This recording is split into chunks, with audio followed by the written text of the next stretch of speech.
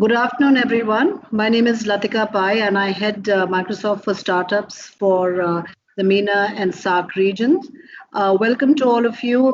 This is part of our Highway to 100 Unicorn webinar series.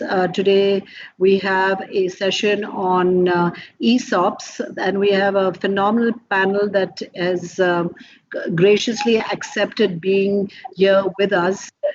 Before we start, I'd like you all to please, we have a social media challenge. Do post about the event, your thoughts, questions on either Twitter or LinkedIn.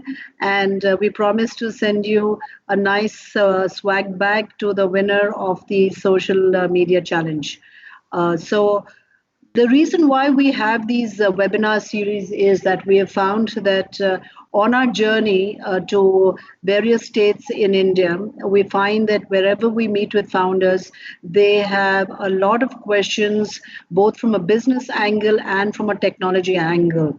And the best way we found, and this was a decision we made even before COVID struck all of us and everybody went online, we had decided that the best way to engage with multiple ecosystems and really make available critical knowledge that other startups founders Bangalore, Bombay, or Delhi, which is missing is through webinars.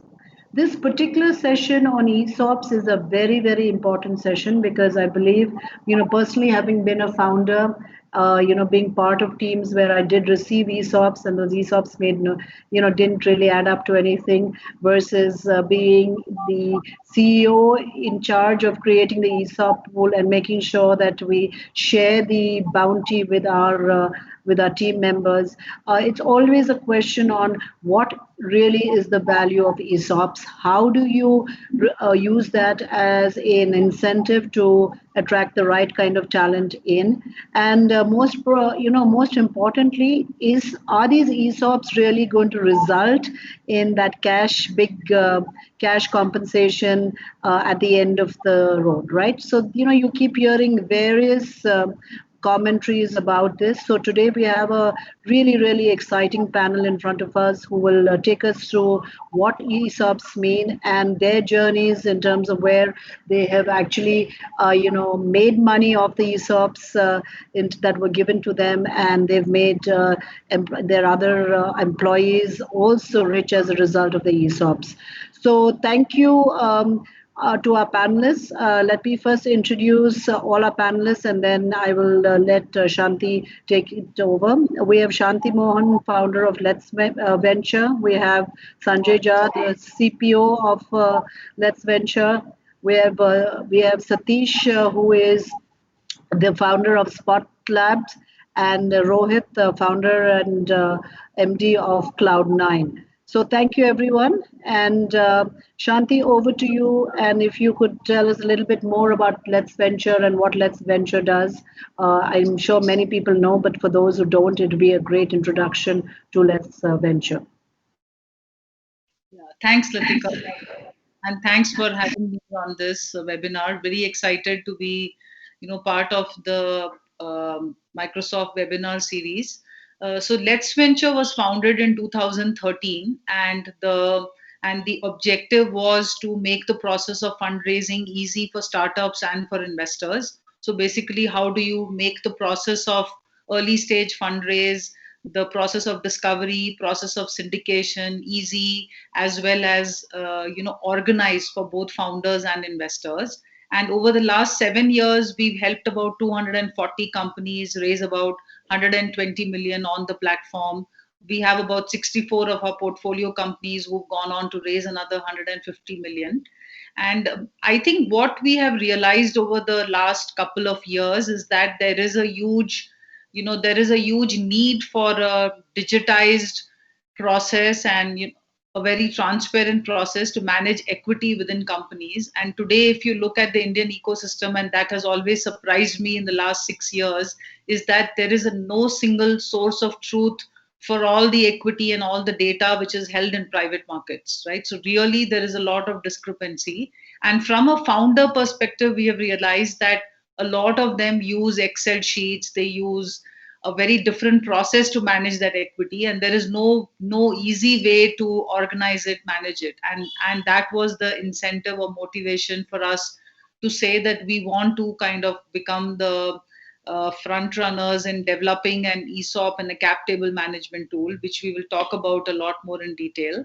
But the larger vision of Let's Venture today is to organize all of private markets. And when I say organize all of private markets, we have a very early stage business called Let's Accelerate, which is working with early stage incubators, accelerators to create playbooks.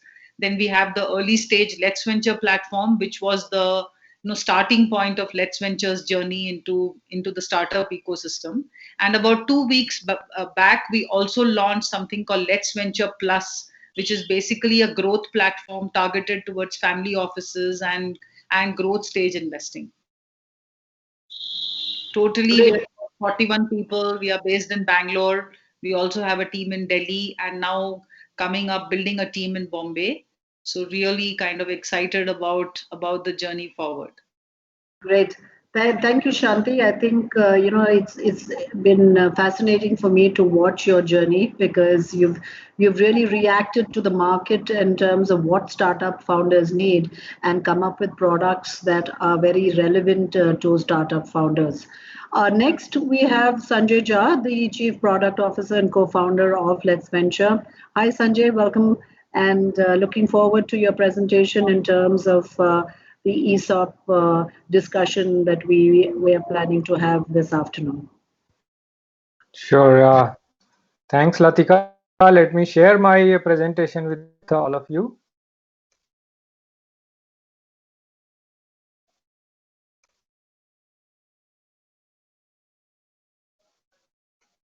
Just give me a second.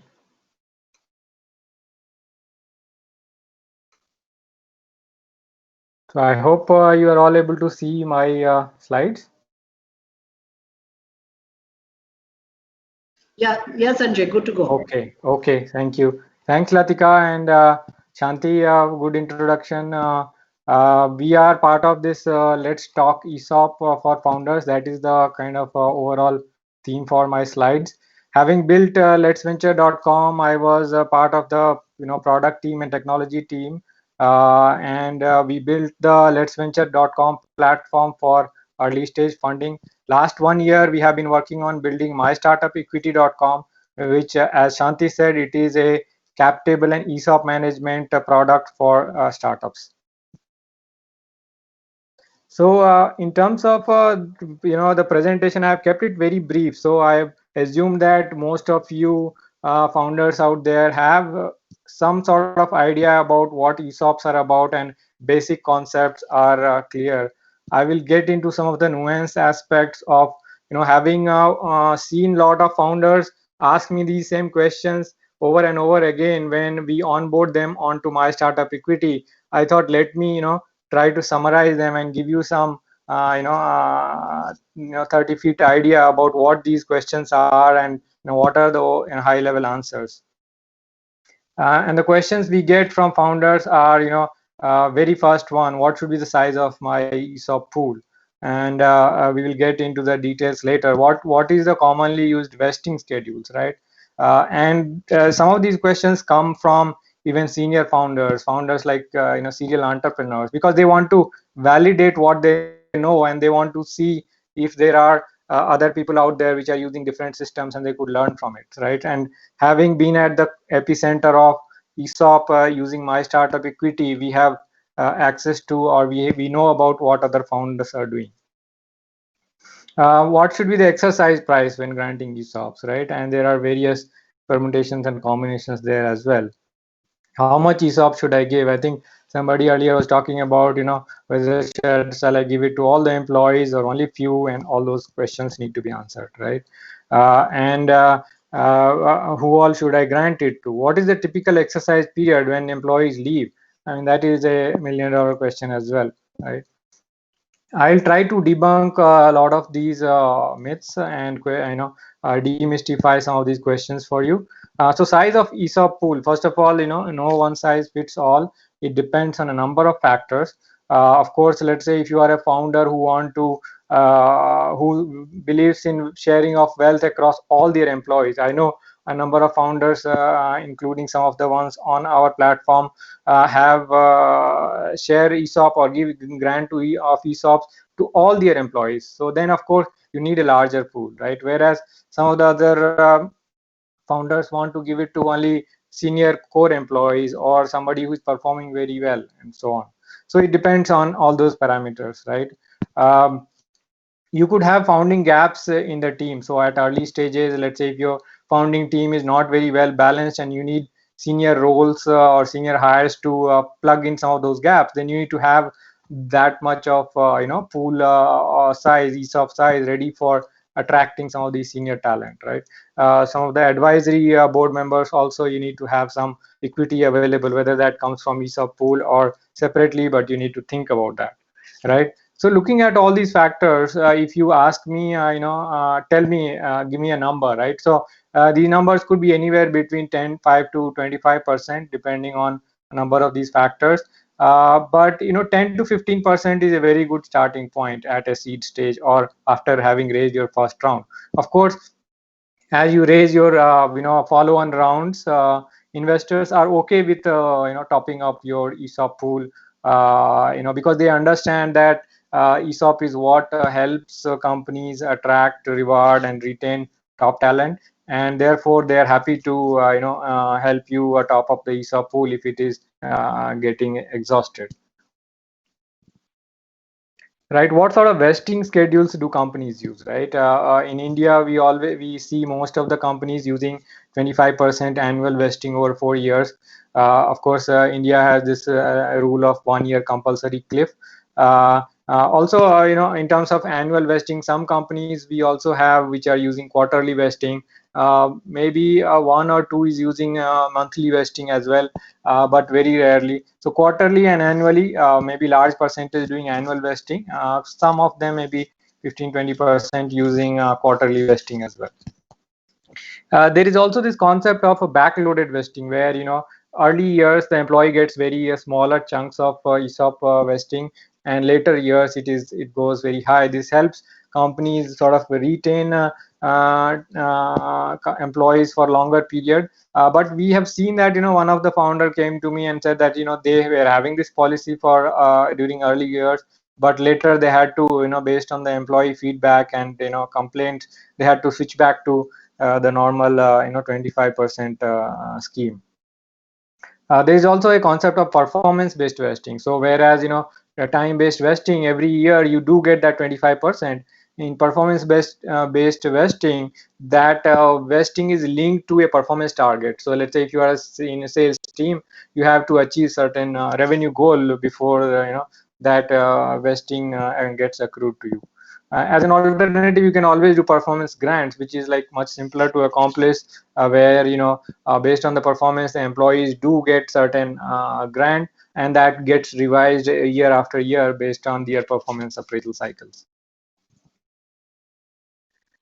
Okay, this is another big question, right? What should be the exercise price? And there are a number of answers there, right? Also, it is called strike price. I think US probably mostly people use strike price as the terminology.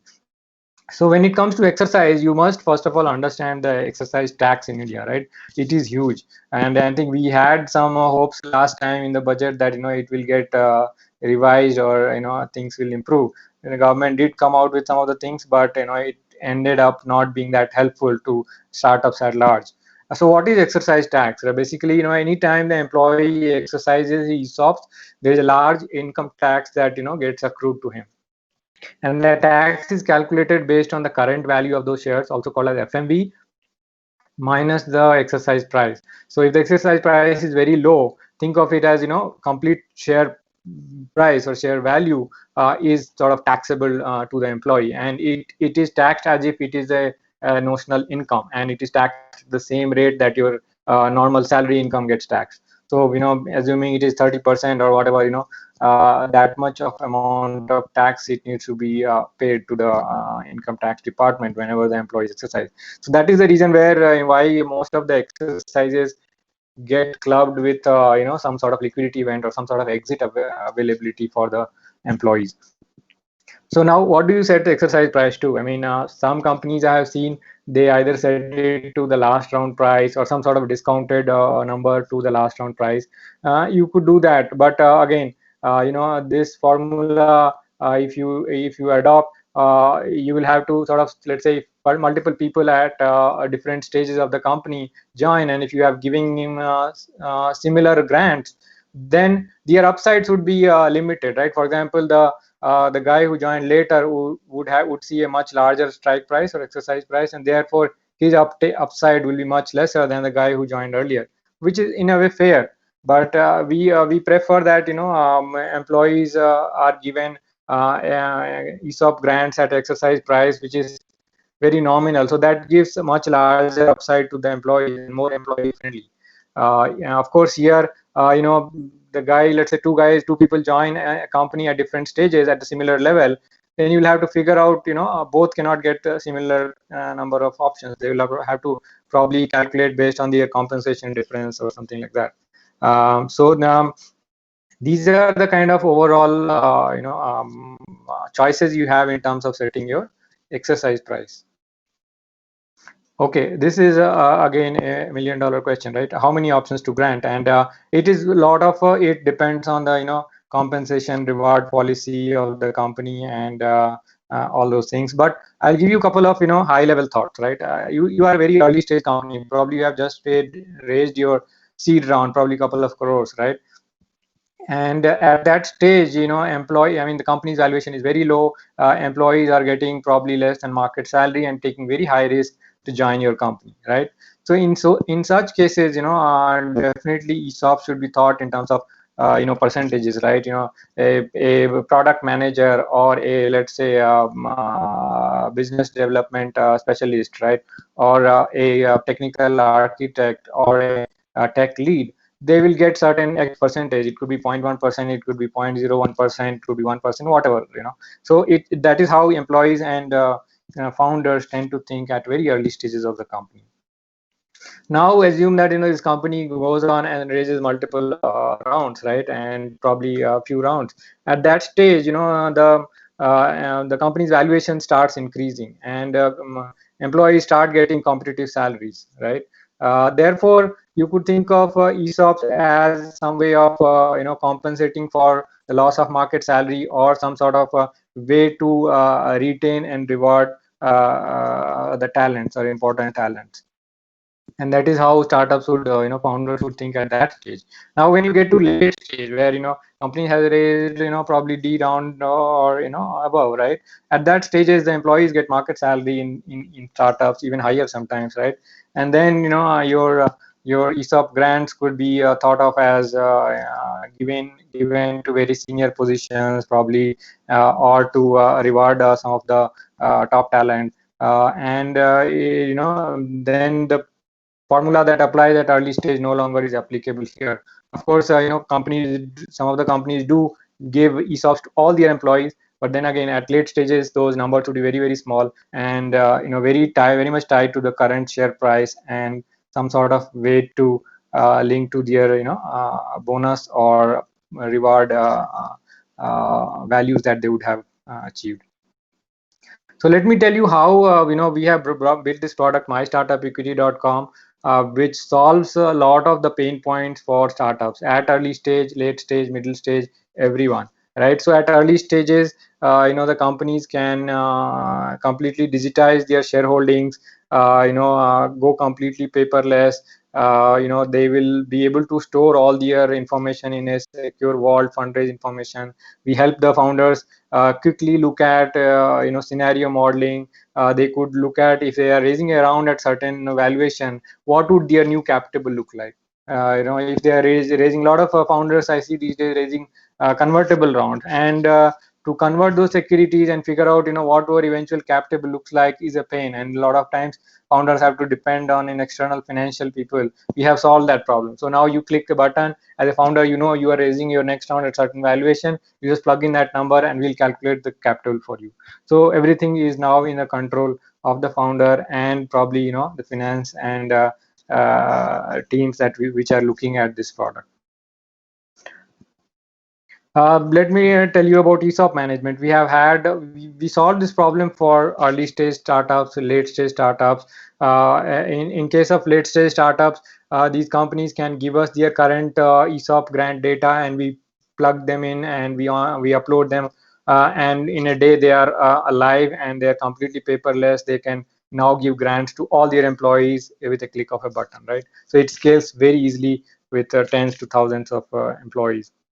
And most importantly of all, employees have full transparency, right? They are able to see how many ESOPs they have got, what is the current value of the ESOPs. A lot of employees I talk to, even bigger companies, they and ask them, hey, what is your current value of ESOP? Do you know about it? He says, I don't know. I only know that I have so many options. So that problem we have solved, and employees have their own login. They can log into our My Startup Equity dashboard, and they can see, okay, they have these options worth X lakhs rupees, right? So also for early stage companies, right? We have seen a lot of founders delaying the rollout of ESOPs for a long time, right? Because they either don't have time, they don't want to spend money, and we have solved both the problems, right? So it's all practically zero cost for them to even create their legal agreements. We have created an online scheme generator where they can just fill in a form and get their ESOP scheme generated in minutes, and they can start granting from tomorrow, right?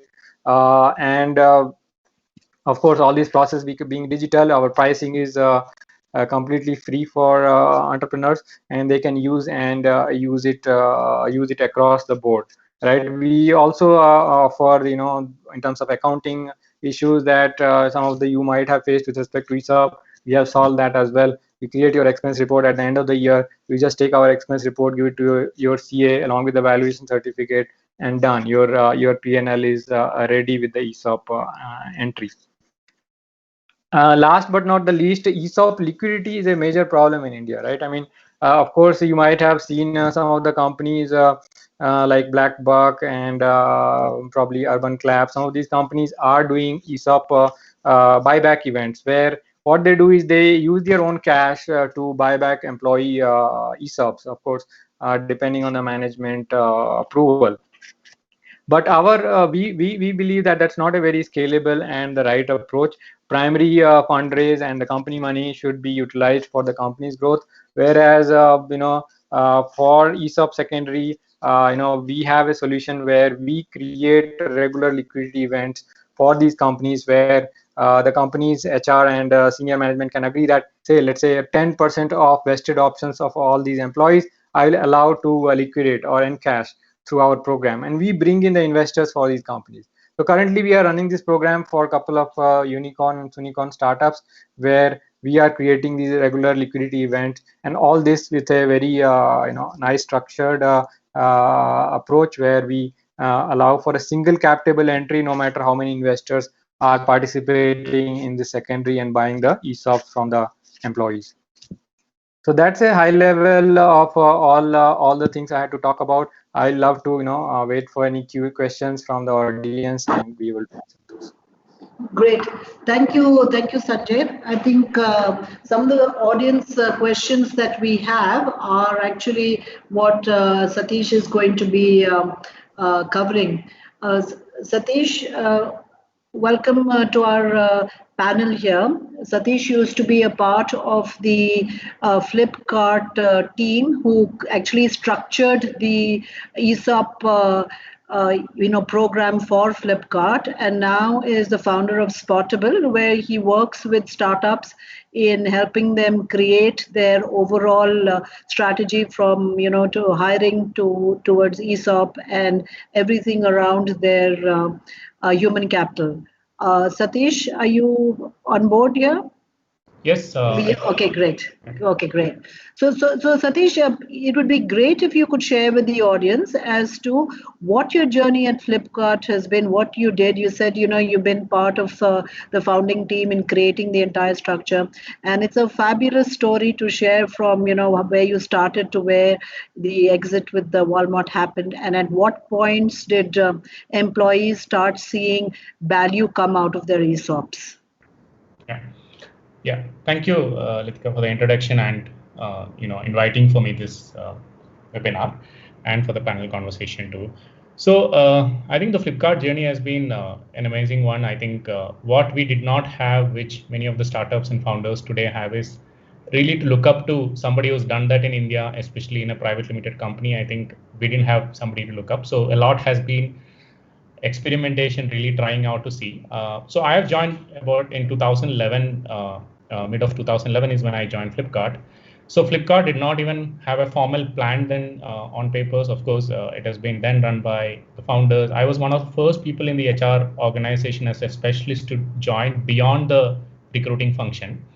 So really putting the entire data from an Excel sheet to writing down a formal plan, structuring the whole plan, and creating a liquidity program. I think end to end, I've been deeply involved in a program. So early on, it was more about designing what makes sense for a company at a very early stage. I joined at a time that the company was rapidly growing. So how does it make sense and make it attractive for talent to come into the company? And especially at a time that you're attracting technology talent from the large IT product companies where people used to be seeing, the public RSUs or options where they've seen value of it in every year, right? And Flipkart was predominantly attracting talent from those segments, especially on technology side. And so it was very, very important for us to have a liquidity program structure in very early on. I think 2013 onwards, every year except maybe a year we may have missed.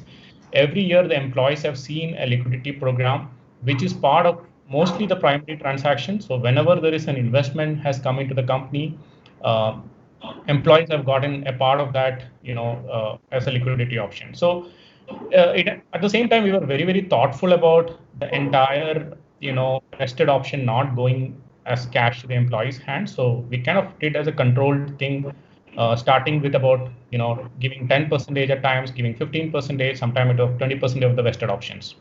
What interestingly happened in a story like Flipkart is early on when we launched this program, we thought a lot of people will actually go, and our learning was actually very, very small percentage of people gone for the liquidity program because the trust on the brand and what the upside of the options they could see at a very early stage. People wanted to see much higher upside to see, go for a liquidity program. So early on, we've seen very small percentage of people actually opting for it. But at a later stage, when company grown, the valuation grown up, I think people who had a need actually started going for those liquidity option. And so, Satish, very quickly, right? This is a very important question, which is that say that I was given 100 shares as an employee when I joined Flipkart, and I had 30 shares that I was vested in. And so when you talk about the liquidity option, does this mean that who buys that 30 shares? To whom do you sell it? Because this is a private market, and so what does liquidity mean? This is a very important question for any employee. I think, we were actually fortunate to have our own investors buying that. Hence, it was always part of the primary transaction. Like the challenge that the country or the ecosystem today has is those examples of Flipkarts are very few. We may have 10 companies or 15 companies who have done it. Hence, Sanjay also mentioned about the need for a transaction beyond the primary one. How do we enable? How do we have other set of smaller investors probably coming in and buying these shares? It is in a way it's aspirational for the small investors and who come and buy some of the large company employee stock options, and they part of that wealth creation journey, because usually large investors come into those primary transactions. So in Flipkart context, it has always been through the primary transaction, and some of the examples that Sanjay called out also. Otherwise, there is a need for us to look at structure it and build a journey for creating that liquidity. Correct. So now I'm going to actually, get Rohit to come on the panel, because Rohit has been a part of the journey in terms of setting up both the ESOP pool for his employees, at the same time getting a hold of shares which were non-primary in nature. Rohit, thank you for coming and joining us today. Rohit is the founder and MD of Cloud9. Rohit and his team have raised over $100 million in the past over a decade or so. Rohit, it would be great to understand from you, what you have done as a founder in terms of creating the ESOP pool, and what has been the reaction from your employees to the ESOP pool, and if you've been able to give any kind of liquidity to your employees the early employees who got their stock options. Right. Hi, Latika. Thanks for having me here, and good evening to all.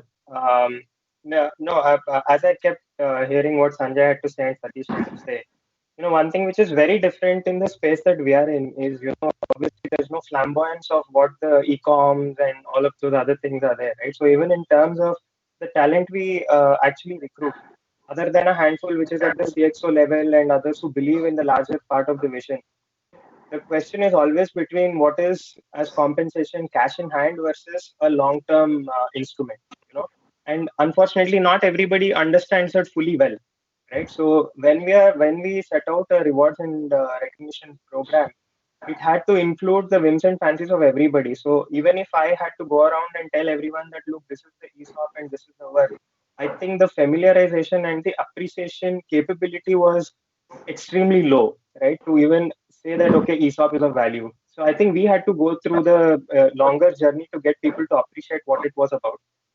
It started with, while our journey started from 2006, we're in our 14th year of operations today. We have over 3,000 employees and fairly sizable ESOP pool, which we created in about 2010. Again, not very typical to what general ESOP pools are. We also started including a whole lot of our doctors into the ESOP pool. And at that time, there was an easy mechanism called ASOP, as associate stock option. Today, it's a very different kind of structure, and there's a lot of regulation just coming to make sure that that's not used as an exit mechanism from a taxation perspective. But that worked really well. Who were typically not employees of the company, but also who were an important part of the company. How do you compensate them, right? So we've actually gone through all of these grinds and set this up.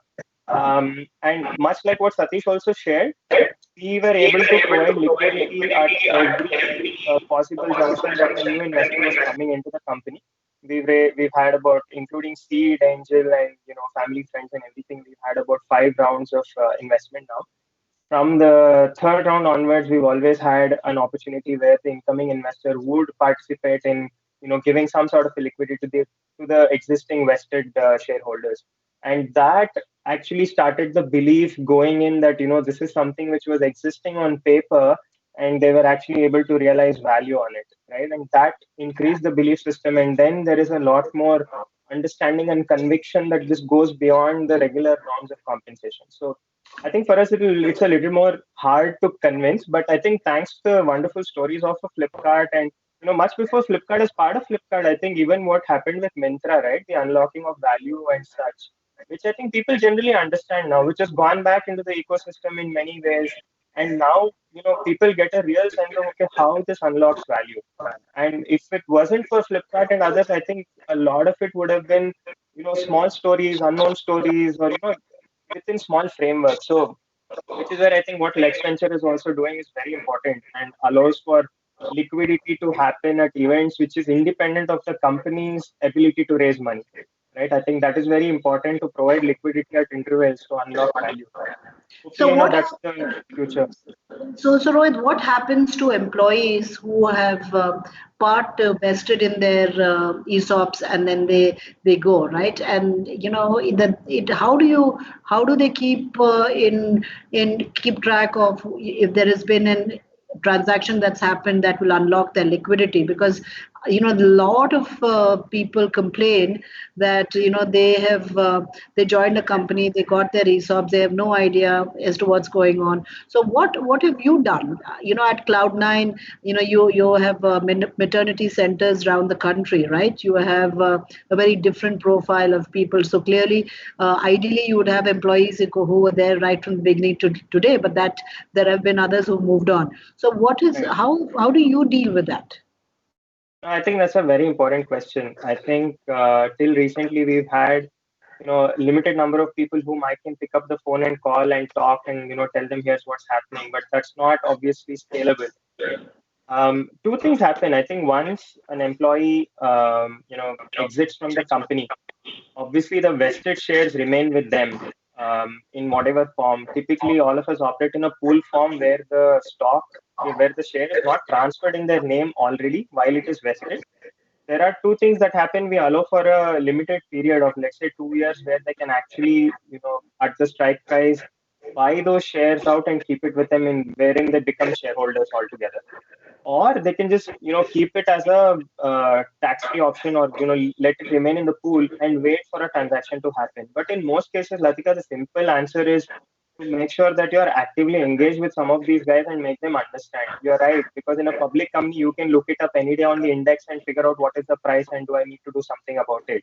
But in private limited company, I think given that there isn't much information out there for public sharing, I think it's very important to keep the goodwill and the trust with even the employees who've gone out, because ultimately they're representing who you are, and keep them abreast of what is happening.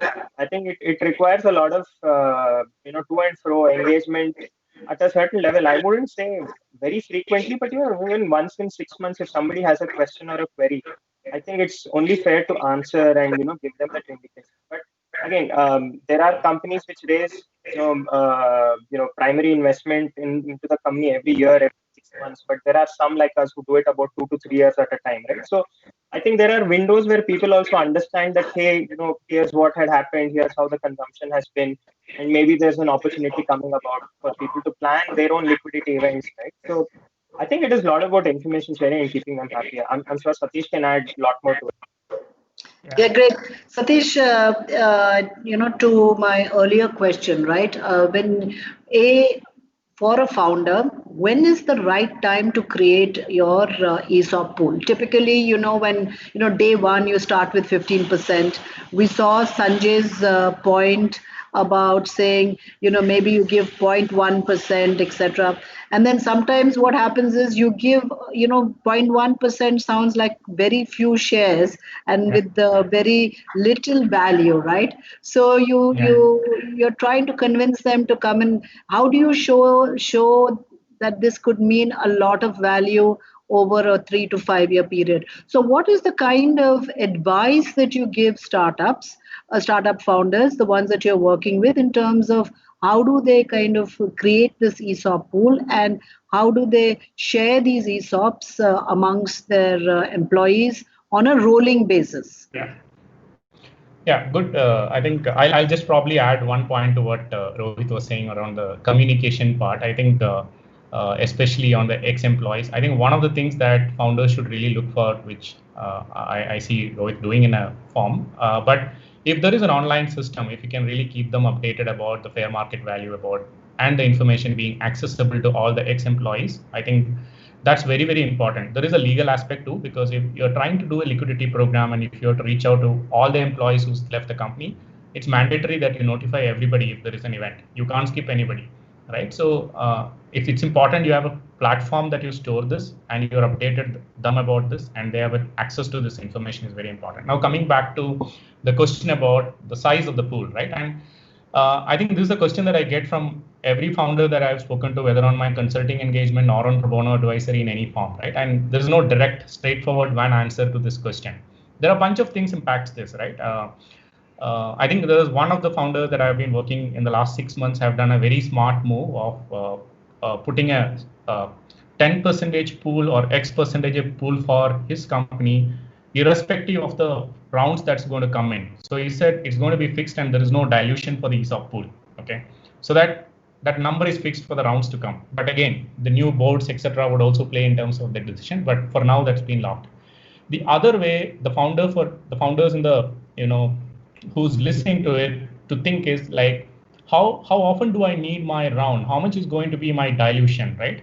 You should really do that backward calculation. Today, if I have a 15% pool, post my 1 or 2 rounds, how would it look like? Is it going to be my 15% going to be 7.5, or is my 15% going to be 10%, right?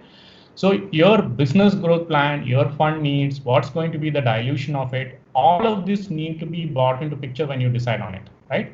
That's one of the way to actually decide on the size of the pool. The second way that I think some places that I followed is you truly plan for what's it look like, because for a startup at a very early stage to have a view for 2 year, 3 year, or a 5 year is actually impossible, right? So how does it look like for the next 18 months? And always go to your board and say, for the next 18 months, I need so much of ESOPs. So much is for my hiring plan, X percentage is for my retaining people or giving performance link grants. Plan for 18 months, utilize that pool, go back to the board and say, okay, here is where we stand. This is my current pool utilization, and this is how I look for the next 18 months. That's another option to do it. But to tell the answer, I don't think there is a straightforward number I can give. Like I said, the rounds that you're going to raise, the dilution that will come as a result of it, all of that should play a role in terms of deciding that number.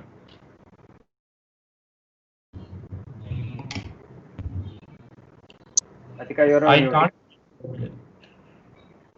I said this sounds like your typical valuation number, right? You have no idea what your valuation is. You just come out with a valuation, and I always call it the wag and the swag, which is the wild ass guess or the scientific wild ass guess, right? Yeah. I mean, to me, this continues to be in that realm, which is that is there a metric you can share with founders? Because say there are 5 people who come in as part of the founding team at the most risky time of it.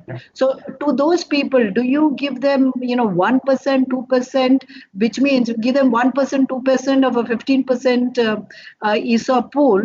That's a very large amount that you're giving right up front.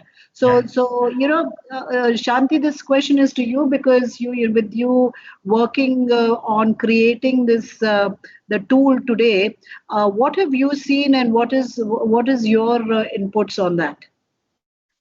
So, like Sanjay has mentioned, I think there is no one answer to this, Latika. I think it is about how you're thinking about the company. In fact, interestingly, when I reach out to a lot of founders asking them that we should use our ESOP tool and our cap table management tool, large companies who raise like 100, 150 million, they're like, no, we are good for now, right? Because I think what people have not internalized is that your equity is your most valuable instrument, and how do you manage that most valuable instrument, right? I think one important point here is that if you create a very small pool in the beginning, right, you will have to dilute later on to increase the pool, which basically means once you've raised a round of funding, if you want to go and increase the pool, all the shareholders in the company will dilute, which basically means you have to go back to the board, you have to get board approval, because every investor, every shareholder in the company is diluting when you enlarge your pool, right? So we kind of recommend that you keep it at a 7 to 10% when you start the company, so that you don't have to keep going back to your shareholders when you when you want to give it to more people or when you want to expand your team. Right? That is a good way. But again, how do you value your early employees and how do you value employees coming in later? I think it's a matter of core philosophy, how the founder thinks about his employees, how the founder thinks about the wealth creation, and how the founder thinks about the value early employees are creating when they're joining his startup. So I think it is a very, very personal philosophy of how people actually look at ESOP. And our intention of using the tool is basically to create transparency in this process. So as an employee, you should be knowing what is the value, and you should go back to your founders and actually ask them for ESOP if you think that there are other comparable companies who are giving much higher ESOP, right? And that is the entire intent of Let's Talk ESOP, is to start talking about this very uncomfortable conversation space, which might be uncomfortable for a lot of founders. But I think we need to instill good behaviors in the ecosystem by initiating these conversations. See, Satish, this is a question for you. Again, coming back to the numbers, right? So if you have your paid up capital of say a lakh, you tend to keep it very small early on. So yeah, and you have 10,000 shares at 10 rupees each. The 15% of that is just 1,500 shares. On paper, an employee, for example, if they get 3%, or is 450 shares, value of it is 4,500. How do you then explain this in simple terms to an employee that what is the value of this 4,500? So I think that's really how do you kind of navigate that for a startup? How do you the second question that I saw that was put in is how do you navigate what percentage you give advisors? So you have employees, you have advisors who come in that you need. Again, they negotiate a 1%, 2%. So all of that is slowly eroding what a founder has, in terms of equity. So what is the guidance that you give founders? Okay. So I can answer this two ways. One, as a founder of being a bootstrap company, the same numbers that you said apply to me. Yeah. And I do have this conversation of, hiring a CTO to my product leader to everybody, right? Yeah. So I think the way I'll make it a little bit more authentic, hence, and how do I do these conversations, right? So, I usually have this conversation while I tell them this 3% means like, 4,500 or whatever is that value in current context, right? I really show them the potential of the company and how does it look like from my next round funding, what's going to be an approximate valuation for the company, and what is potentially going to be the dilution, whether it's 10% of that round would mean X million valuation and a 10% dilution would mean so much. So the stock, shares that I'm giving you today at my seed round would mean so much of value, right? It's typically the conversation that I have. And wherever especially at a very senior level, people, I was hiring my CTO, I was very transparent in terms of telling the revenue numbers to all of that information you shared with the person, right? So as founders, it's important that you be transparent with all your business roadmap to what you have achieved so far, what's going to be the valuation that you foresee. And these numbers need to be converted and told to them in that future potential. ESOP is not just about what's the value currently, right? ESOP is always about the future value, future potential of it. And as founders, you should actually be proudly talking about what you see is the valuation of the company 1 year, 2 years from now, and what these options means then, right? To answer the second part of the question, if you have only 15% of pool or a 10% of pool, how do I distribute and kind of ensure I have that core team who believes in my idea, right? Because these are all believers who come and join you at an early stage, especially at a pre-series A or a seed stage. There you need to play wisely. If you only have 15% and you need to have a team of say 20 people, right? And say 5 of them are going to be at a CXO level, and there are 2 advisors, for example, right? You may want to give those 5 people 1% each, and your advisors probably will take, depends on the kind of advisory they get into. It could be anywhere between say a 0.2% to 1% or up to 1.5. 1.5 would mean advisory turning to a future employee maybe, right? So whichever form. So I think the role advisors play should determine that value. It can, like I said, it can vary anywhere from a 0.2 to a 1% at an early stage. For your CXO level people or people who head your functions or verticals, it can anywhere be between 0.5 to 1.5% at a very early stage. Depends on the value that the person brings in. I have done structures where I've only given probably a 0.5 to a very senior person, but I've set up roadmaps for him to say that you complete X, Y, Z milestone, I would also give you another 1% to it. I hope that helps, I think, Kamana. No, I think it definitely helps. I think, like I said, it's still one. I really like your point about being transparent and showing the employees what the plan is. So clearly, what you're, again, it's not the WAG, it's more the swag, where you're looking at how as a founder, you see the company being valued 3 to 5 years from now, and what that value of that those shares are, right? So I think you're kind of getting now.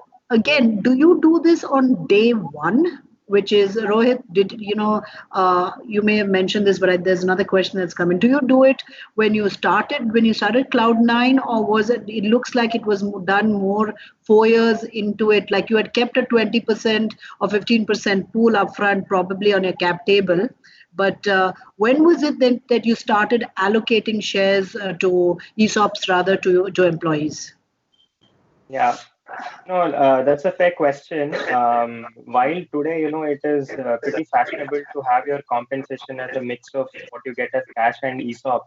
I think back then there wasn't any value, like I told you about ESOP. So when we started, I think we didn't even have a pool.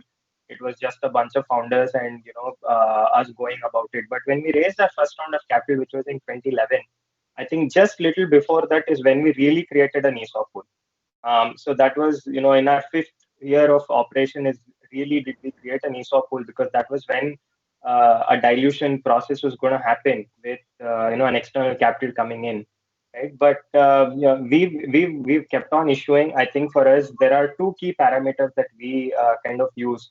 One is time and the other is performance. So, these two things determine in terms of how we actually go about in terms of allocation, who's the right person. It can be, it can be someone who is totally not part of the CXO team or a managerial cadre. It can be somebody who just clearly, because of time spent, we just felt that we need to appreciate beyond what, they feel that it's necessary, right? So we kind of do that too. So as I mentioned, 2010-11 is when we first issued our ESOP, and we've issued huge ESOPs as recent as last year, right? So we continue to do that. And I think just wanted to add from the earlier point also, Latika, I think one of the things that I have seen, not just with our company, but with a lot of other companies, is that, even if you run out of the ESOP pool, I think boards are pretty fair. That if it is perfectly valid, I think everybody is very, very, cooperative to ensure that you can increase that pool, right? So for example, we have limited to about 7-8% for us, but like Satish mentioned, we've also made sure that it is an undiluted. So technically, it's a lot more, but it is never really about what percentage is it is it's always about is it enough.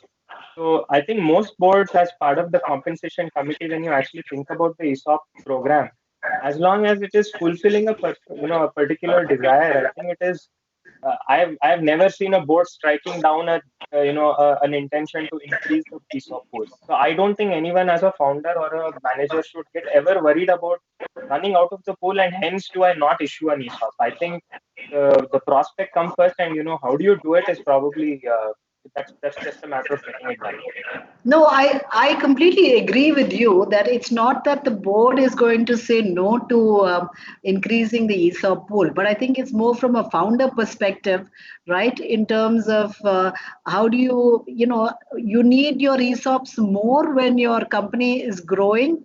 You need it also when when you've started your company, right? Because really that the ESOPs are the carrot that is that you dangle in front of employees to kind of bring them on. So that's really more the question. Sanjay, are you back on? I was just wanted to check. I had a question for you about the tool that you've created. Yes, yes, Yeah, sure. yeah. So Sanjay, my question for you in terms of you've digitized the entire process, which is I think phenomenal. Now, can any founder, log on? How does it work? Can a founder come in onto the Let's Venture platform and then kind of Sure. explore the journey of ESOPs?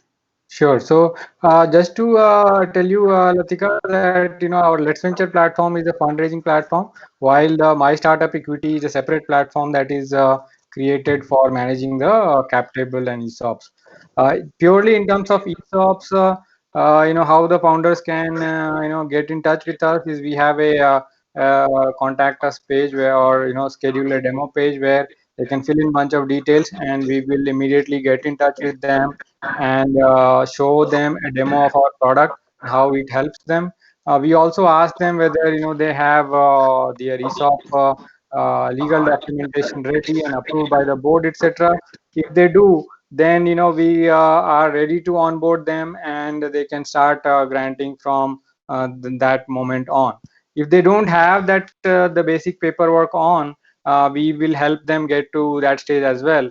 And I, as mentioned earlier in my presentation, that we have created something that works very well for early stage founders, even late stage founders. We have our partners who can get this done for you. So basically, end to end, we provide the solution for all the stages, and the companies can literally get started, like you had mentioned, Latika, whether should they do it from day one, or should they do it after a couple of years.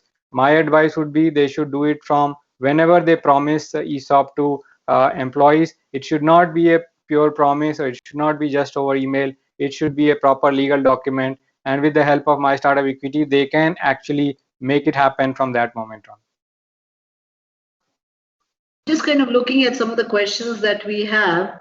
So it says that can we give sweat equity to employees later at 1 cent price if no funding has happened? The point is that you're bootstrapped, and how do you, when you're bootstrapped and you've not raised money, how do you actually make it valuable for the employees? Yeah, so is that for me? Yeah. So Yeah. yes, you can give ESOPs, even a bootstrap company. Companies which have remained bootstrapped for a large number of years go on to get acquired at very high valuations, right? And that is when these employees who have got ESOPs could potentially exit. So ESOPs are just like a founder has ownership in the company. Now these employees holding ESOP also have just a little bit, I mean, just significantly less, but they do have some sort of ownership in the company. And just like a founder is valuing the company, these employees also should value the company to from that perspective. And whenever their exit comes, either in terms of M&A, in terms of some sort of mergers, or be in terms of companies raise large amounts of funding after being bootstrapped for a long time as well. So it all depends, and founders as well as employees can all benefit from the shares, be it either in terms of ESOP, or be it in terms of founder equity. Great, thank you. Rohit, you had mentioned earlier in the conversation, before the webinar started, that you had actually got some equity on a secondary market with one of our unicorns, right? Could you talk to us a little bit more of what that journey was? And you said it was very complicated, but the fact that you could get shares from a secondary market is interesting. So if you could explain that to the audience, that would be great. Sure. Yeah. So Latika, one of the other things that I do is also try and take help a lot of startup companies. I right now have about 22 investments that I've done over the last 3 to 4 years.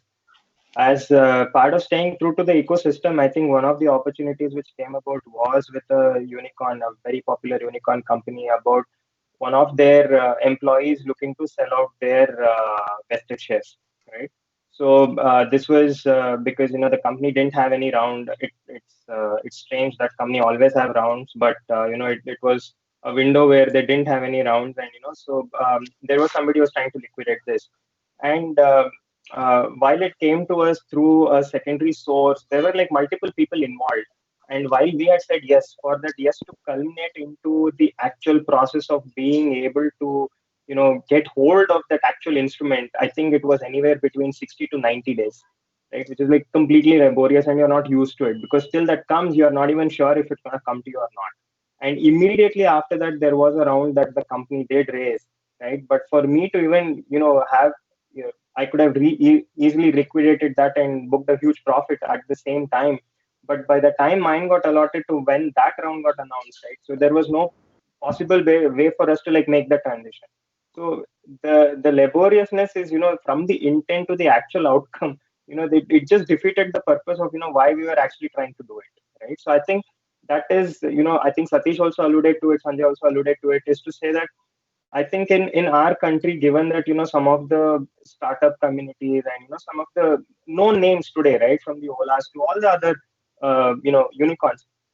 Some of these guys, because people cannot pick up some equity position directly, and unlike a public market opportunity, right? I think this is something which is sorely missing in the US and other markets. Of course, these people can get listed just based on the promise of what they're actually trying to do, and then they become part of the larger ecosystem. But I think here there is a real hunger, not enough avenues to be a part of that ecosystem, and once you are able to get into a part of it, it's just a insanely laborious process, right? Which just takes everything out of it. Yeah, so that was my experience, and a miserable one at that. No, so I think Shanti, going back to you, right? I think again, the real need of the hour today is that if an employee has been given ESOPs and they want to leave the company, and they also want to get liquidity, when they're leaving, or maybe while they're still working in the company, and not necessarily waiting for that next transaction to happen. Again, for the audience, what we mean as transaction is actually the next round of funding, where the valuation of what you got your stock at hopefully has increased. And typically, like Satish mentioned earlier, it is the investor who buys the whichever vested ESOPs are there, and allows you to get that liquidity out, right? So going back, in the case where there is no funding that has happened, but you want to be able to get some liquidity out of this, what are Let's Ventures plans in terms of helping founders? So I think the biggest challenge, and the way we came up with the entire process of building the My Startup Equity was because we saw a gap in how data was being managed and how data was being digitized for private markets. But I think the other intent also was that today, like what Rohit and Satish have been talking about, there is a lack of structured liquidity which is transparent, where you know what is the price. So there's no price arbitrage, right? There is no information asymmetry. As a buyer, when you want to buy, when you have interest in a particular company and you want to buy stock into that company, or when you want to buy shares into the company, is there a way to make that process seamless for the employee as well as for the investor who wants to come in? Right, but just one point here, Latika, which I think becomes an important point in terms of the detail of the nuance here, is that the entire what Let's Venture wants to do is we want to still work in partnership with the founders and the board of the company to organize this liquidity. Right, so as an employee, we will not come and buy from you directly without getting the consent of the founder or without getting the consent of the board, because the demat, how it works in public markets, does not work the same way in private markets, right? Because in private markets there is a shareholding, there is a rights to investors, and if you try to sell this outside the consent of the founder or the investor, or you try to do forward trading on your equity, that is actually not a legal way to acquire that equity. So even for the investor who comes in and buys that, there is a risk, because now he does not know whether it is actually, what are the rights on those shares, what on which stack is that actually share value held today, right? So there is the, I mean, so that becomes a very important point, and that is actually the point which we are trying to address with our Let's Venture ESOP liquidity program, where we are saying we will work with the founders, we'll work with the investors, that is, we will work with the board, get the board approvals, and the company lays out a rules engine almost similar to a rules kind of engine, which sits on top of their ESOP policy, which says, an employee, it could, and just as an example of a rules engine, right? It could be that, we will not allow you to liquidate all your vested stock, right? You might only be allowed to liquidate only 10% of what has been vested by you. Or if you have left the company, you cannot still sell all your stock. You can still sell only about 20% of your shares. Because at the end of the day, you have to understand that while wealth creation is one of the reasons why ESOP is created, ESOP is also used as a mechanism to attract the best talent and to retain some of the best talent, right? So you don't want to give so much liquidity to all your employees that they end up leaving and then leaving the organization. And that should not become a reason for exit for employees, right? It has to be an exit for everybody together when the company does well. Right, so that I think a very key kind of element, because even at Let's Venture we have given ESOP to our core team members, right? But we are using it because together we believe that we are increasing the value of Let's Venture. We are not increasing, I mean, we are not giving them ESOP because we want one person to become richer than the other. Okay, great. Thank you, Shanti. For our audience out there, please do go and post on social media about our Scale Up Thursday webinars and on Twitter and LinkedIn. Satish, coming back to you, there's a question that's been asked to say that, during these COVID times, while navigating your employee base and the related salary cuts, is giving ESOPs a good way to motivate and keep your teams in, right? What have you seen out there? It would be great to get your view. And Rohit, if what you've done as a founder navigating these times. Yeah, I think I've seen one. Is it a good idea to do? Answer is yes. I think if you are, because end of the day, ESOP should form part of your overall rewards strategy and philosophy, right? So if you are, going into a pay, salary cut mode, etc., and to, reduce your burn on cash, I think the best mechanism then you have on the other rewards tool is always ESOP. It's not just about the COVID situation. Even for at an early stage of a company, ESOP should truly be used to cut down on your burn on cash, and you can't be positioned at very high on early days of your company. You can't be very high on the cash positioning, but you could be very high on the ESOP part. So whether it's COVID or before, I would say ESOP should always be looked at as as a rewards tool along with cash. So if you wanted to cut down certain part of cash, reduce the burn, and wanted to replace with ESOP, it's a very good idea. Yeah. Rohit, what are your thoughts? Again, as a founder, how have you navigated, in terms of the challenges that every business is facing? And have you thought about using ESOPs now, or clearly you've always had that as part of your journey for your employees?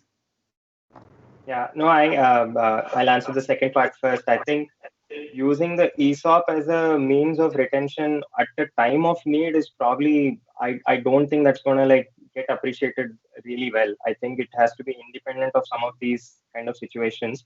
Of course, it can work in some places, but I don't think it will work as a uniform process that, when something happens like this, I won't be able to compensate you on hand, but I will try and make that up with ESOP. I don't know if that has validity across. I have yet to see something like that happening in a fully justified manner. So I don't think that's a fair way to be able to retain altogether. The other part on COVID is Latika. So we've been one of those essential services which have had to stay continue to do what you're doing across all these days, right? So we haven't had a single day of shutdown. While that's a reason to cheer, it's also a reason to have a lot of sleepless nights because we have more than 3,000 people across the country, being exposed to possible infections throughout. So that has been very nerve-wracking. And for us, the first thing that we actually did as a team was to ensure that all of these people who are actually going to be on the front line are extremely motivated. I think we went through various amounts of pressure through family members of employees being asked to, they were calling up the employees and saying, why don't you come back home? A majority of our workforces are nurses. And, all the average age is, about 24 to 26, where they're still dependent on family to take decisions for them. They've had a lot of influence by their parents to say that, why don't you come back home and all of that. So we've had to take some extremely different calls where all the managers actually got together, called each one of the employees' parents and spoke to them and said that why we need them here and how we are a safe place, and how they can help others recover faster, what they need to do and everything, and that was really appreciated. So For us, it has always been employee first, COVID or not COVID. But at COVID, I think we've just unlocked so many different ways and mechanisms of having to, manage all of these guys.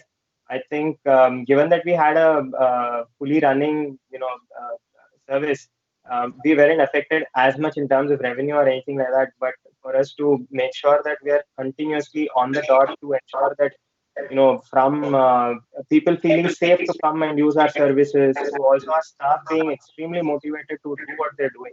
I think these were tremendous challenges, and of course the clinicians, everybody coming together. I think this was totally insane. And I just want to add that we've been able to leverage technology so much during this time that especially in healthcare, I don't know if you guys have seen it. We talk about it a lot, but adoption is pretty much zilch in healthcare. So this time around, the adoption went through the roof, which is very amazing. I think it's good overall for the industry. I think this will give rise to a lot of startups who would want to try and do something in this space. Now that there is a lot of momentum in this entire thing. So with Bharat Health Stack and everything, there's a lot of things opening up. So that is a huge positive. People will not talk about it yet. I think once people will start talking about it, amount of opportunity there. So I think that's a wonderful outcome. So can I just add one point here, Latika, to what Rohit has been saying on the ESOP and how to incentivize? Yes, please. Please go ahead. We actually had a closed door roundtable of founders, and there was one very interesting use case on how they have used ESOP. So they said during this time, because they want to conserve cash, all their top performers have been given bonuses, right? And what they're saying is, instead of taking the cash bonus, if you achieve your performance incentive, we will give you 3x of that as ESOP, equivalent of that cash which you would have got as a performance incentive, right? And that I thought was a very interesting way to actually use ESOP while you are also trying to conserve cash. Satish, what would be good to hear from you is some bad practices that you have seen as far as setting up ESOP pools, which as a result has caused a lot of angst for the founders, for the employees, etc. So what are the things that you would say that you absolutely should not do when you're setting up an ESOP pool? Yeah, I think the first one my favorite that I usually tell all founders, right? Just don't do copy paste of your, ESOP plan because XYZ has done it. Okay. And please don't do that. I think the first thing to be avoided is that if you ever, typically what happens, I've seen this with many founders, especially at the early stage, your company secretary would give your ESOP document, which would have issued to 5 other companies, and try implementing that as a plan. Please don't do that. Okay. So I think Shanti, I think briefly touched on this. It all should start with your belief about what the wealth sharing and how do you want to reward your people, right? The starting point of an ESOP plan design has to be there. You can use the company secretary finally in the end of for the documentation purpose. Don't start there. I think that's the biggest mistake founders make. So if you're not written down already, especially at a stage, you're at a seed stage or you're at a pre-series or even at an early stage, please write down what's your individual belief as founders about people, right? You can call it as people principle, you can call it as whatever you wanted to call it as, but please write it down, right? And your whole reward philosophy, wealth creation, etc., should be forming as part of that your individual founder belief about people and how do you think people will be part of this journey and what they contribute, right? And the wealth creation should truly be reflection of that. So avoid just copy pasting and doing anything. Don't do because others do it. Just don't say, for example, Sanjay was talking about the whole backloading and front loading of ESOPs, right? You can do backloading or front loading based on the situation or of the company at what stage. If you're, say, for example, if you're a product which you're going to see about 3 or 4 years to take the full cycle of it and the development part of it, you have a core tech team who's going to build it, and you want all of them to see the goodness of it only after 3 years or 4 years. In a situation like that, you're keeping minimal vesting early on and keeping a large part of the vesting at 3rd and 4th year makes complete sense. But say you're at a later stage, you're actually started doing well. You don't, as your own belief, you don't believe people to be there in the company for a very longer period of time. And I know a bunch of founders today whom I work with. They say even if people stay in company for 3 years, it's fine. they can create very good impact in my journey in the three-year period. In a context like that, it doesn't make to sense to keep a backloading vesting schedule. Rather than that, you should keep a simple vesting of like year one so much. After that, it could be monthly, quarterly, or however you believe in, right? So a lot of that has to have context with your business, context with your belief while designing the plan. So avoid copy paste. Please apply your own people philosophy and belief in the ESOP plan design. You have enough and more people outside to help on some of this. You can pick up the phone and talk to bunch of experts outside to help you the technicalities of it, but don't lose the softer elements of the design, which is only you as a founder can bring. Trust me, nobody else can bring. And you can be as innovative as possible on the whole rewards piece if you as a founder deeply think about it, right? I can give you on Flipkart context itself, one of the very good example is we have done something called differential grant when the valuation of the company went little down, right? Because the ESOP values also goes down. And nowhere in the world, no company has ever done something called differential grant. Does that practice existed? No, because it was contextual to Flipkart to design something like that. So what does it mean? The ESOP value was say $100 because of the valuation going down of the company. The ESOP came down to $80 for the $20 differential, right? So if I had 10, Flipkart shares and the differential is 10 into 20, that's $200. We are given additional stocks to employees for that differential, value, right? But that's very contextual to that company and that point. Even today, this morning, for example, a founder called me and asked me, Satish, I heard that you have done differential grant. And I said, do you understand what's differential grant? So don't copy paste practices, make it contextual. I think very important. I think that's all I will say about it in terms of mistake. Because if you apply this first principle right, then you will not make any mistake from the rest of the pointers on transactional part of deciding on some of this. I really like the copy paste comment that you made. This is the one thing I think founders really take shortcuts on, right? In terms of getting a good lawyer and a good CA. They're always hoping that they can go on the internet, download documents, and then do the copy paste that gets them into real trouble. So that's definitely some advice I give a lot of founders, saying that please spend that money upfront in getting your structure and templates right. I think that's where the tool that you've built, Sanjay, is going to really add value, because I think from what you mentioned, it gives you. I'm assuming I've not used the tool, but I'm assuming it allows founders to kind of plan out what their ESOP strategy is, right? In terms of saying, okay, today this is what my valuation is, here's the amount of percentage I'm keeping in, kind of play around and say, I'm at 3 employees today, but maybe the way my plan is, I'll be at 300 in year 3 and 500. Is that the kind of support the tool will give the founder? Yeah, thanks, Latika. So in terms of what we help founders at early stages, like I mentioned earlier, that they neither have time nor they have they want to spend that money to for the legal documentation work. What we have created is, with the help of sitting long hours with our legal guys, is that we have factored in some 20 questions, right, based on which you would actually factor in for creating your ESOP documentation. And we are asking all those questions, and based on the technology, we then help templatize or customize the template according to the needs of the founder based on the answers of those 20 questions. So that is how the scheme generator works.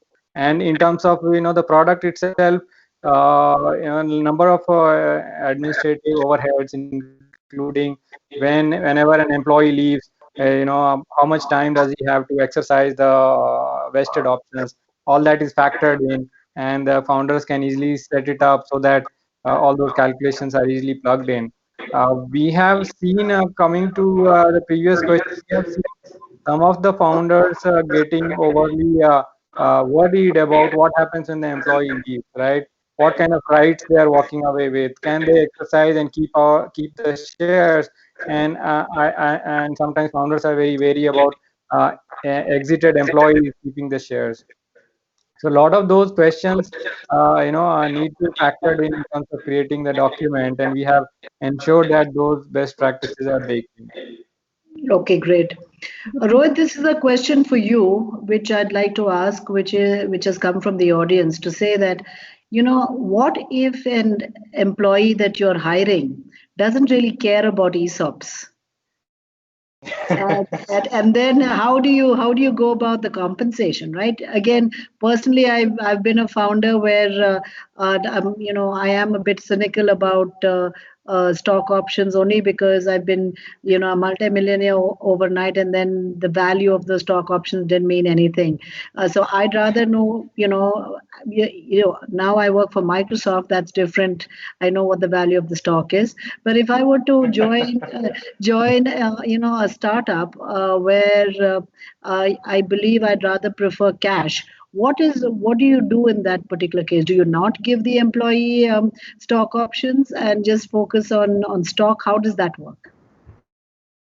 I think that would actually beckon a different thought altogether, which is more than compensation if this person is even right for the job, because the ESOP is a tool which is part of the visioning exercise, that you get people binded into go beyond what is the necessary means, right? If it is only about how much am I getting in hand. Now, if it is a shift oriented job where someone is required to do a task A, a task B, output as a task C, I don't think it matters, and compensation is the way to go. But if this is at a leadership position and somebody is saying that, look, I wouldn't worry too much about stock or something, I would probably be shaking his or her hand and saying, maybe it's a wrong call altogether. Because for me, it's an indication. I think I would urge every founder to think of this very, very clearly. I think we can debate the n number of rules, but as a founder, I think ESOP should be guided by the principle of why versus what, right? Or why versus how. The why has to be very clear. How you do it, what is the mechanism to do it? I think we'll all get answered. You'll have the likes of a Satish to guide you. You'll have the likes of Let's Venture to give you platform.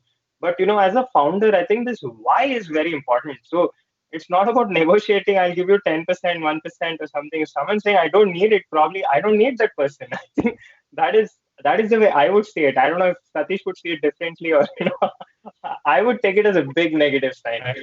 I think I completely agree with you, Rohit, especially at an early stage. It's a big no of somebody coming in talking about no ESOP and only about cash. But say at a growth stage, balancing this tool at a leadership level probably makes sense. Like if you wanted to this conversation. So I also happen to be advising CXOs on one side and the founders. And as recently what happened is one of the founders is offered to a CTO, and the CTO came to me only for the advice. And it was funny, I couldn't tell him that I am actually the person giving input on the other side on the design, right?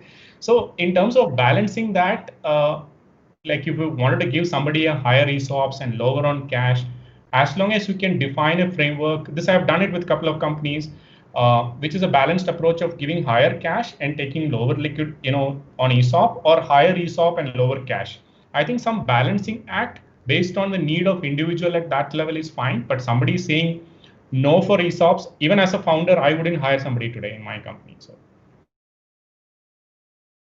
Shanti, you wanted to add something post Sanjay had spoken. So yeah, so just wanted to talk about our cap table product, right? So when you talked about scenario modeling and what happens when your company goes to about 300 people, right? You're also looking at a valuation and how the valuation of the company could change and how the cap table could change. So along with the ESOP, we also have a cap table product which actually allows you to do those scenario modeling on your equity. So I just wanted to mention that. But I completely agree with Satish and Rohit just on this point. I think it's a very big red flag for me if someone says, I don't value your equity, right? Because I think working in a startup is about the equity and about the non-linear return. And if you don't believe in what you're creating, I think then there is a very big question mark there. I think, in fairness, it goes both ways, right? In the back, everyone who's been part of a startup have seen when that company has been successful, they have seen and they have unlocked value. right? Or when I do, in more mature startup ecosystems, right? I think it's more like in an ecosystem like India or in even the emerging markets that I go to. I find that in those markets, the employee is not seeing the value, and they go and sometimes they've given a lot to that. To a startup, and then the startup shuts down, or you hear about how the founders have made money. So I think this is really messaging to the founders out there to say, Satish had talked about it, Rohit had talked about it. I think it's a very important message that founders must want to make their employees, who are part of their team, also successful in terms of amassing wealth, right? Case in point, Infosys was one of the first companies where, right to the driver level, they made money of the stock options.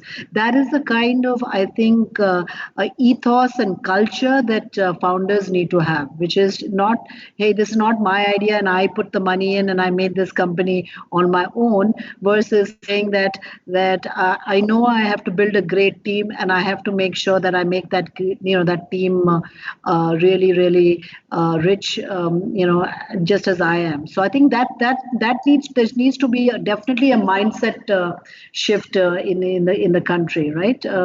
And that's when people will start. More and more people will see the value of getting ESOPs.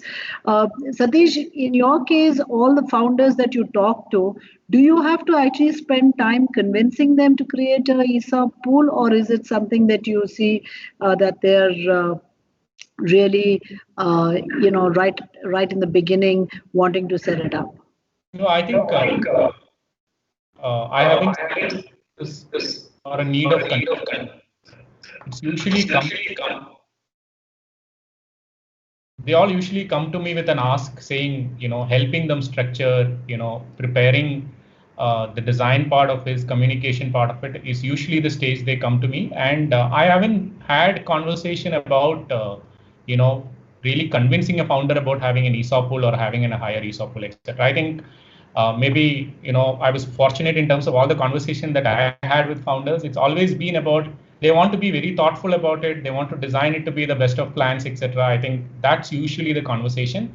And what I highly discourage also usually is just thinking ESOP separately. So every engagement that I pick up from a consulting point, I usually tell them, I'll do the entire reward philosophy for you, not just about ESOPs, so that overall reward philosophy and ESOP being part of it is important. So to answer your question, I haven't had any hard time in terms of convincing them.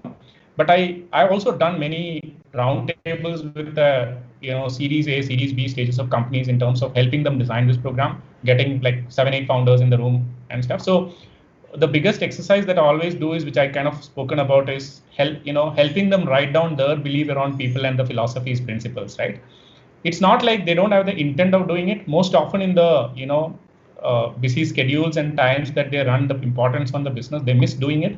I think I've been very successful in getting many of them write it down, and many people have come back and said me, Satish, now I know why I should do something or why I shouldn't do something, right? And I think that's, like Rohit also spoke about this. I think the whys has to be very, very clear, and then they're writing down his principles. I think mostly founders are pretty open about giving large part of the wealth. The percentages could differ here and there. I think they're all open about giving it. Rohit, this is a question for you from the audience. It says that there are employees sometimes who come in and say, I can't pay my bills with ESOPs.